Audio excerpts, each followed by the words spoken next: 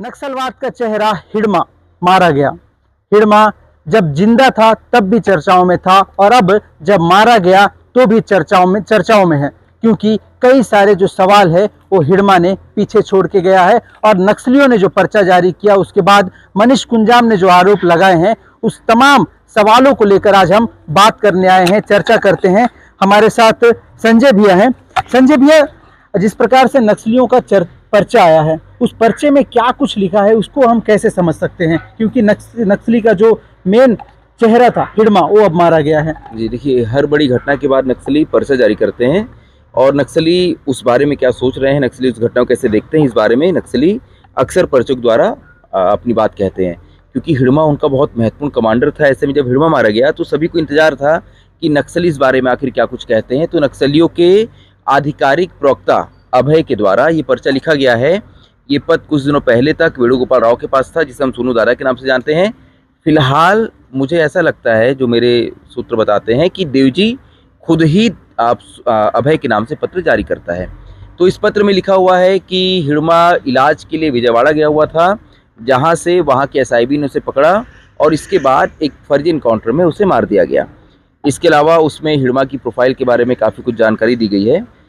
लेकिन ये पर्चा जब आता है, इसकी टाइमिंग पे ध्यान देना चाहिए। ये पर्चा जिस वक्त आया उससे ठीक 1 घंटे पहले आपके सुकमा के और बस्तर के बड़े आदिवासी नेता मनीष कुंजाम ने एक प्रेस कॉन्फ्रेंस की और उसमें एक बहुत गंभीर आरोप लगाया।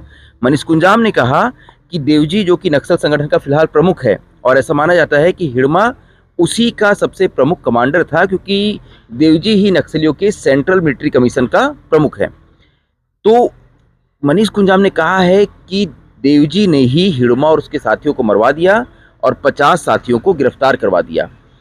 उन्होंने इसके पीछे की कहानी बताई। उन्होंने कहा कि देवजी ने समर्पण के बहाने हिडमा और उसकी टीम को आंध्र प्रदेश बुलवाया और इसके बाद वहां देवजी, हिडमा, उसकी पत्नी और 13 साथियों का इनकाउंटर हो जाता है और 50 अन्य नक्सली आंध्र प्रदेश के अलग अलग हिस्सों से गिरफ्तार हो जाते हैं। ये सारे नक्सली बस्तर के रहने वाले थे।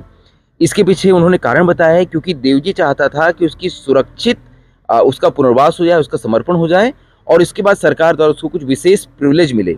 यही वजह है कि उसने हिडमा की बलि चढ़ा दी। तो फिलहाल ये एक आरोप प्रत्यारोप का दौर है। देवजी पे बड़ा आरोप लगा, उसके बाद तुरंत एक लेटर आता है जो खुद देवजी ने लिखा है, जिसमें उसने कहा कि विजयवाड़ा में पुलिस ने उठाकर हिडमा का फर्जी इनकाउंटर कर दिया। तो फिलहाल ये आरोप है जिसपे एक दोनों ओर से आरोपों का दौर जारी है। देखिए, एक तरफ सोशल मीडिया में लगातार जो है हिडमा को बस्तर के साथ जो है देश दुनिया के लोग क्रांतिकारी बता रहे हैं। इस क्रांतिकारी चेहरा और हिडमा का चेहरा को आप कैसे देखते हैं? देखिए, हिडमा नक्सल संगठन का सबसे अधिक रहस्यमय किरदार था। हर घटना के पीछे ये बताया गया कि इसके पीछे हिडमा ही है। हर बड़े नक्सल हमलों के पीछे ऐसा बताया गया कि इसके पीछे हिडमा है।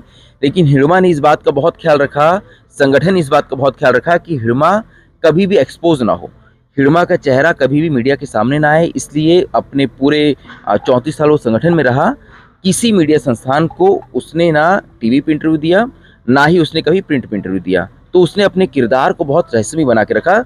यही वजह है कि लोग ये जानना चाहते थे, बहुत उत्सुक थे कि आखिर हिडमा दिखता कैसे है। हर घटना की जब आप बोलते हैं कि 76 जवानों की हत्या के पीछे कौन है, हिडमा है, तो लोगों को लगता था यार वो कोई बलशाली व्यक्ति होगा, रेम्बो जैसी इसकी पर्सनालिटी होगी। उस पर्सनालिटी को, उस किरदार को गढ़ने का काम नक्सल संगठन ने किया। और यही वजह है कि अपने मारे जाने से पहले तक हिडमा की जितनी भी तस्वीरें आई हैं, जो कुछ एक तस्वीरें हैं, या तो वो नक्सलियों की प्रोफाइल से निकाली गई, जो नक्सली खुद अपनी प्रोफाइल तैयार करते हैं, या फिर वो धोखे से खींची गई, यानी कि किसी वीडियो में हिडमा दिख गया और वहाँ से उसकी पहचान की गई। तो उसने अपनी तस्वीर तक सामने नहीं आने दी थी। तो अब जब वो मारा गया तो यहाँ ये सवाल उठ खड़ा हुआ है, जो लगातार चर्चा में बना हुआ है, कि जिस व्यक्ति ने अपनी तस्वीर या अपने किरदार तक को इतना छुपा कर रखा, वो अचानक ही अपने सुरक्षित इलाके से निकल के आंध्र को जाता है और आंध्र जाने के बाद इतने आसानी से उसका इनकाउंटर कैसे हो जाता है। हालांकि कोई इनकाउंटर आसान नहीं होता, हर इनकाउंटर के पीछे जवानों की मेहनत होती है। लेकिन यहाँ क्योंकि हिडमा अब तक जिस तरह से उसकी क्षमता थी, युद्ध नीति थी, उसके आधार पर ऐसा माना जा रहा था कि इतने आसानी से हिडमा का इनकाउंटर तो नहीं हो पाएगा। यही वजह है कि जैसे इनकाउंटर हुआ, लगातार लोग सवाल पूछने लगे, इतने आसानी से कैसे मर गया, इसके पीछे क्या कोई साजिश है। और देखिए, मनीष कुंजाम ने भी आरोप लगा दिए, खुद देवजी ने आरोप लगा दिए। तो फिलहाल यही कुछ चल रहा है। एक आखिरी सवाल है आपसे कि जब अब हिड़मा मारा गया, बस्तर से नक्सलवाद जो है अब खत्म होता दिख रहा है, तो बस्तर का जो चित्र है, बस्तर का जो एक चेहरा है, वो कैसा होगा आने वाले समय में? देखिए क्योंकि नक्सलवाद जब खत्म होगा तो सभी लोग बस्तर को एक अवसर के तौर पे देखेंगे। सरकार भी बस्तर को अवसर के तौर पे देखेगी। सरकार चाहेगी यहाँ डेवलपमेंट हो, जो उसे चाहना चाहिए। जो उद्योगपति हैं उन्हें भी यहाँ अवसर नजर आएगा। इतनी खुली ज़मीनें, इतनी बेहतरीन संसाधनों वाली ज़मीनें उन्हें देश में और कहीं नहीं मिलेगी।